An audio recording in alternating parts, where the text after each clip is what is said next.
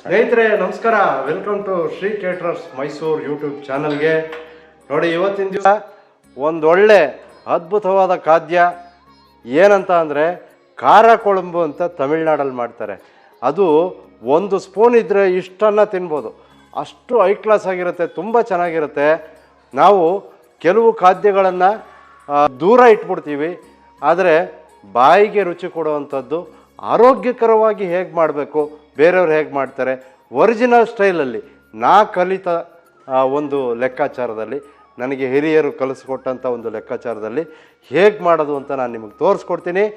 ಬನ್ನಿ ಮಾಡೋಣ. ತಮಿಳುನಾಡಿನ ಖಾರ ಕೊಳಂಬು, ಇದು ಸಣ್ಣ ಈರುಳ್ಳಿ ಮತ್ತು ಗುಂಡು ಬದನೆಕಾಯನ್ನು ಉಪಯೋಗಿಸಿ ಮಾಡುವಂಥದ್ದು. ಬನ್ನಿ ಸ್ಟಾರ್ಟ್ ಮಾಡೋಣ.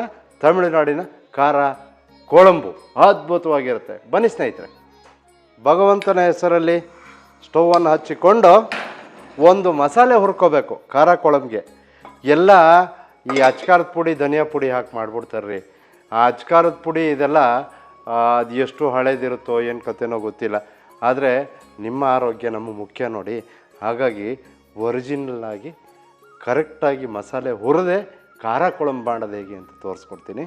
ಮೊದಲಿಗೆ ಒಂದು 2 ಸ್ಪೂನು ಎಣ್ಣೆಯನ್ನು ಹಾಕ್ಕೋತಾ ಇದ್ದೀನಿ. ಎಣ್ಣೆ ಕಾದ ತಕ್ಷಣ 1 ಸ್ಪೂನ್ ಮೆಣಸು. ನಾನು 1 ಬೌಲ್ ಸಣ್ಣ ಈರುಳ್ಳಿ ತೊಗೊಂಡಿದ್ದೀನಿ, 4 ಗುಂಡು ಬದನೆಕಾಯನ್ನು ತೊಗೊಂಡಿದ್ದೀನಿ. ಅದು ಅಷ್ಟಕ್ಕೆ ಏನು ಹಾಕಬೇಕು ಅಂತ ಅಂದ್ಬಿಟ್ಟು ನಾನು ತೋರಿಸ್ತಾ ಇದ್ದೀನಿ. 1 ಸ್ಪೂನ್ ಕಾಳು ಮೆಣಸು ಹಾಕಿದ್ದೀನಿ, 2 ಸ್ಪೂನ್ ಧನಿಯಾ ಹಾಕ್ಕೋತೀನಿ,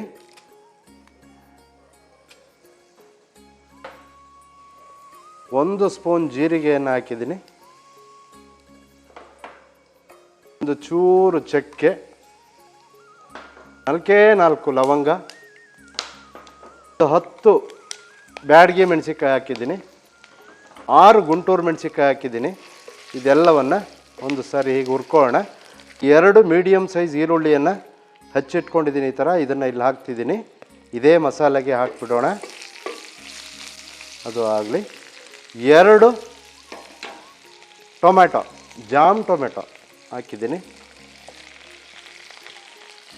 ಇದೊಂಚೂರು ಬಾಡಲಿ. ಆರೋಗ್ಯದ ದೃಷ್ಟಿಯಿಂದ ಅಂಗಡಿಯ ಚಿಲ್ಲಿ ಪೌಡರ್ ಮತ್ತು ಧನಿಯಾ ಪೌಡರ್ ಬಳಸದೆ ಇದೆ ಬರುತ್ತೆ, ಅದರಲ್ಲಿ ಒರಿಜಿನಲ್ ಇರೋವಂಥದ್ದು ಬರುತ್ತೆ. ಬಟ್ ಈಗೆಲ್ಲ ಸ್ವಲ್ಪ ಅಪಾಯ, ಎದೆ ಉರಿಯುತ್ತೆ. ನನಗೆ ಅನುಭವಗಳಾಗಿದೆ. ಈ ಚಿಲ್ಲಿ ಪೌಡ್ರು, ಧನಿಯಾ ಪುಡಿ ಜಾಸ್ತಿ ಬಳಕೆ ಮಾಡಿದಾಗ ಎದೆ ಉರಿ ಅಂತ ಅನ್ನೋದು ನನಗೆ ಒಂದೊಂದು ಸಾರಿ ಅನುಭವ ಆಗಿದೆ.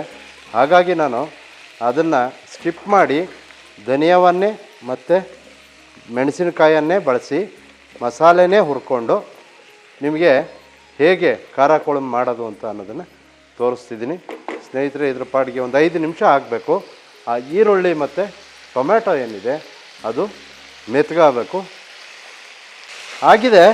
ಇದು ಒಲೆಯನ್ನು ಬಂದ್ ಮಾಡಿ ಬಿಡೋಣ. 4 ಸ್ಪೂನ್ನಷ್ಟು ತೆಂಗಿನಕಾಯಿ ತುರಿಯನ್ನು ಇಲ್ಲಿ ಹಾಕೋಣ. ಹೀಗೆ ಒಂದು ಸಾರಿ ಮಿಕ್ಸ್ ಮಾಡಿಬಿಟ್ಟು ಒಂದು ಸಾರಿ ರುಬ್ಕೊಂಬಂದ್ಬೋಣ. ಇದನ್ನು ನುಣ್ಣಗೆ ಪೇಸ್ಟ್ ಆಗಬೇಕು. ಫುಲ್ಲು ನೈಸ್ ಪೇಸ್ಟ್ ಮಾಡಿಕೊಂಡು ಬರೋಣ. ಇದು ಮಿಕ್ಸಿ ಆಗೋದ್ರಲ್ಲಿ ಇನ್ನೊಂದು ನೆಕ್ಸ್ಟ್ ಏನು ಮಾಡಬೇಕು ಅಂತ ಅನ್ನೋದನ್ನು ನಾನು ತೋರಿಸ್ಕೊಡ್ತೀನಿ ಸ್ನೇಹಿತರೆ. ಮಸಾಲೆಯನ್ನು ರುಬ್ಬಿ ಎತ್ತಿಟ್ಕೊಂಡಿದ್ದೀವಿ. ಈಗ ನೆಕ್ಸ್ಟ್ ಏನಂತ ಅಂದರೆ ಒಂದು 2-3 ಸ್ಪೂನು ಆಯಿಲನ್ನು ಹಾಕ್ಕೊಂಡು, ಆಗಲೇ ಹೇಳಿದೆ ನಾನು, ಒಂದು 4 ಬದನೆಕಾಯಿ ತೊಗೊಂಡಿದ್ದೀನಿ. ಆ 4 ಬದನೆಕಾಯನ್ನು ಈಗ ಇದರಲ್ಲಿ ಫ್ರೈ ಮಾಡ್ಕೋಬೇಕು. 4 ಗುಂಡು ಬದನೆಕಾಯನ್ನು ತೊಗೊಂಡು ಈ ಥರ ಹೆಚ್ಕೊಂಡಿದ್ದೀನಿ. ಇದನ್ನು ಎಣ್ಣೆಯಲ್ಲಿ ಹಾಕೋಣ.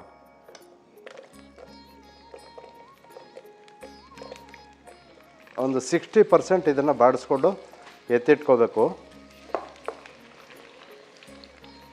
ಎಲ್ಲ ಕೇಳ್ತಾರೆ, ಇದು ನಿಮ್ಮ ಸ್ಟೌವು ಭಾಳ ಚೆನ್ನಾಗಿದೆ, ಈ ಸ್ಟವ್ ನಮಗೆ ಬೇಕು ಅಂತ. ಇದು ನಾವೇ ಸ್ವತಃ ಆರ್ಡ್ರ್ ಕೊಟ್ಟು ಮಾಡಿಸಿರುವಂಥ ಸ್ಟವ್. ಇದು ಅಂಗಡಿಗಳಲ್ಲಿ ಸಿಗೋದಿಲ್ಲ. ಇದಕ್ಕೆ ಅಂತ ಅಂದರೆ ನೀವು ಕಿಚನ್ ಎಕ್ವಿಪ್ಮೆಂಟ್ ಮಾಡ್ತಾರಲ್ಲ ಅವ್ರ ಹತ್ರ ಮಾಡಿಸ್ಬೇಕು. ನಾನು ನಮ್ಮ ಚಾನಲ್ಗೋಸ್ಕರ ಈ ಒಂದು ಸ್ಟೌವನ್ನು ಡಿಸೈನ್ ಮಾಡಿ ಮಾಡಿಸ್ಕೊಂಡಿರೋವಂಥದ್ದು. ನೀವು ಈ ಥರದ್ದು ಬೇಕು ಅಂತ ಅಂದರೆ ನಾವು ಮಾಡಿಸ್ಕೊಡ್ಬೇಕಾಗತ್ತೆ, ಅದಕ್ಕೆಲ್ಲ ಸಮಯ ಇಲ್ಲ. ನಿಮ್ಗೆ ಆ ಥರ ಬೇಕಾದರೆ ದಯಮಾಡಿ ತಾವು ಒಂದು ಕಿಚನ್ ಎಕ್ವಿಪ್ಮೆಂಟ್ ಯಾರು ಮ್ಯಾನುಫ್ಯಾಕ್ಚರರ್ ಇರ್ತಾರೆ ಅವ್ರ ಹತ್ರ ಹೋಗಿ ಹೇಳಿ ಈ ಥರ ಸ್ಟವ್ ಬೇಕು ಅಂತ. ಇದನ್ನು ಒಂದು ಸ್ಕ್ರೀನ್ಶಾಟ್ ತೆಗೆದಿಟ್ಕೊಳ್ಳಿ. ಹೈ ಪ್ರೆಷರ್ ಬರ್ನರು, ಕಮರ್ಷಿಯಲ್ ರೆಗ್ಯುಲೇಟ್ರು, ಅದನ್ನು ಹಾಕ್ಕೊಂಡ್ರೆ ಮಾತ್ರ ಈ ಥರ ಪ್ರೆಷರು ಎಲ್ಲ ಬರಲಿಕ್ಕೆ ಸಾಧ್ಯ. ಇದನ್ನು ನೀವು ಅಲ್ಲೇ ಮಾಡಿಸ್ಕೋಬೇಕಾಗತ್ತೆ, ಯಾವ ಅಂಗಡಿಲೂ ಸಿಗಲ್ಲ.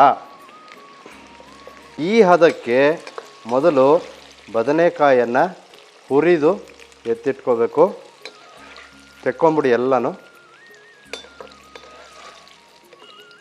ಒಂದು ಸೈಡಿಗೆ ಎತ್ತಿಟ್ಟುಕೊಳ್ಳೋಣ. ಇದಿಲ್ಲಿರಲಿ. ಇದೇ ಆಯಿಲ್ಗೆ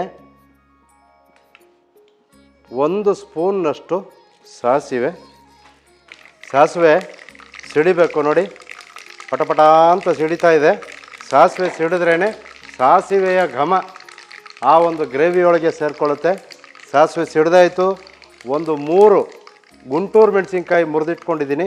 ಆ 3 ಗುಂಟೂರು ಮೆಣಸಿನ್ಕಾಯಿನ ಇಲ್ಲಿ ಹಾಕೋಣ. ಒಂದು ಅರ್ಧ ಸ್ಪೂನು ಜೀರಿಗೆ ಹಾಕಿ ಒಂದು ಸಾರಿ ಹೀಗೆ ಮಿಕ್ಸ್ ಮಾಡಿ 2 ಸ್ಪೂನ್ನಷ್ಟು ಜಜ್ಜಿ ಇಟ್ಕೊಂಡಂಥ ಬೆಳ್ಳುಳ್ಳಿ ಹಾಕೋಣ. ಇಲ್ಲಿ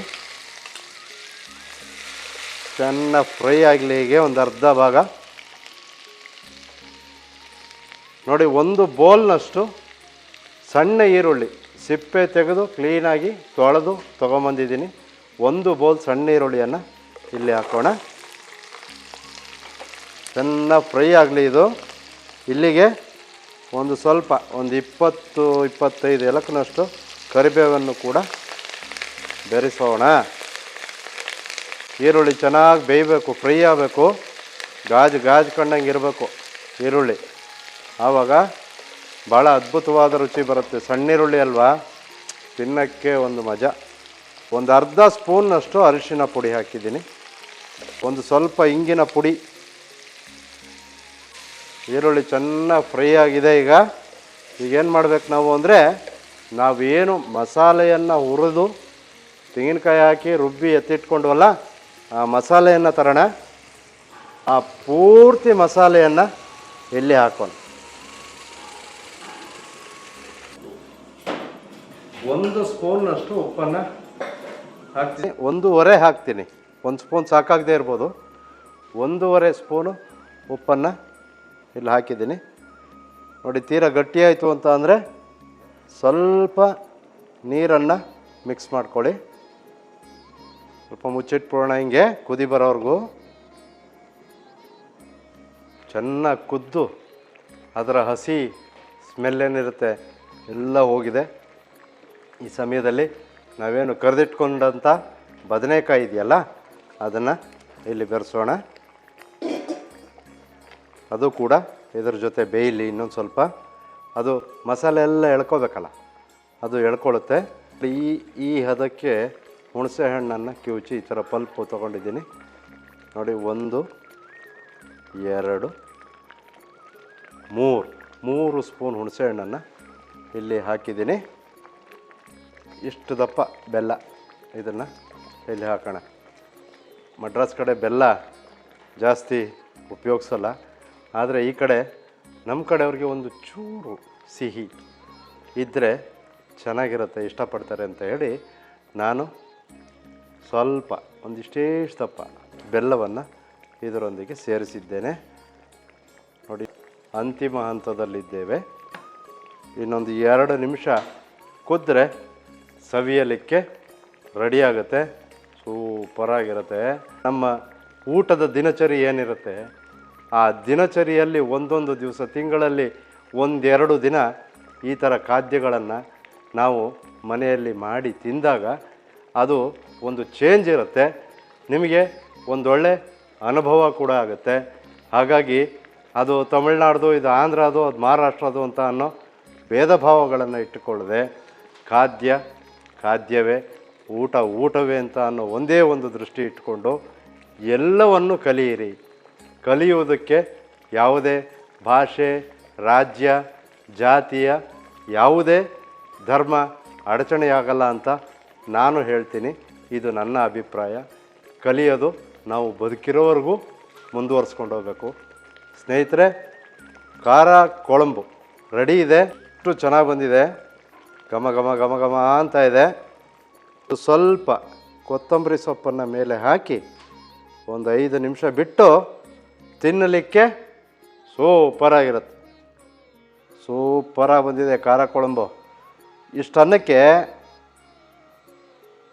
ನೋಡಿ, ಇಷ್ಟೇ ಸಾಕು. ಇಷ್ಟೇ ನೀವು ಇಟ್ಕೊಂಡು 2 ದಿವಸ ಇಟ್ಕೋಬೋದು, ಏನಾಗಲ್ಲ. ಒಂದು ಸರಿ ತಿಂದು ನೋಡ್ಬಿಡ್ತೀನಿ ರೀ ಹೇಗಿದೆ ಅಂತ. ಓಹೋ, ಬಿಸಿ. ಜಾಸ್ತಿ ನಾವು ಸಾಂಬಾರು ಥರ ಹಾಕ್ಕೊಳ್ಳೋವಂಥದ್ದೇನಿಲ್ಲ. ಸ್ವಲ್ಪ ಗೊಜ್ಜು ಹಾಕ್ಕೊಂಡಂಗೆ ಹಾಕ್ಕೊಂಡ್ರೆ ಸಾಕು. ಸ್ಟ್ರಾಂಗಾಗಿರುತ್ತೆ. ಗಂಟ್ಲಿಗೆ, ನಾಲಿಗೆಗೆ ಎಲ್ಲದಕ್ಕೂ ಭಾಳ ಹಿತವಾಗಿರುತ್ತೆ. ನೀವು ತಮಿಳ್ನಾಡು ಕಡೆ ಹೋದಾಗ ತಿಂದಿರ್ತೀರಿ ಅಂತ ಅನ್ಕೋತೀನಿ. ಊಟದಲ್ಲಿ ಖಾರ ಕೊಳಂಬು ಕಂಪಲ್ಸರಿ ಇರುತ್ತೆ. ಈರುಳ್ಳಿ ಕೂಡ ಹೈ ಕ್ಲಾಸಾಗಿ ಬೆಂದಿದೆ, ಬದನೆಕಾಯಿ ಬೆಂದಿದೆ, ಕಮ್ಮಂತ ಇದೆ.